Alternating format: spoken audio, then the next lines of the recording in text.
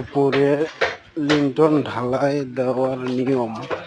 এভাবে গিট্টি ধুয়ে নিয়ে পরে এভাবে বালু ফালিয়ে নেবেন। নেওয়ার পর সিমেন্ট দেবেন। সিমেন্ট ভালো করে দেবেন। দেওয়ার পর মাপ মতনে দেওয়ার পর তারপর বিছিয়ে দিবেন সিমেন্ট। সিমেন্ট বিছিয়ে দেওয়ার পর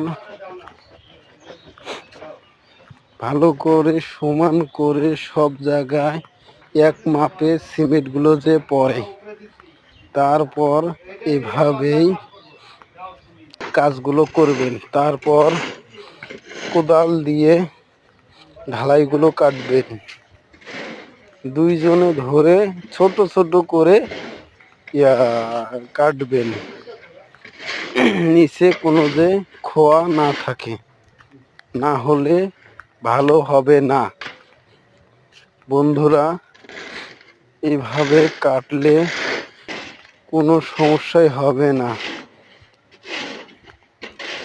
বন্ধুরা, নিচে কোনো খোয়া রাখবেন না। তারপর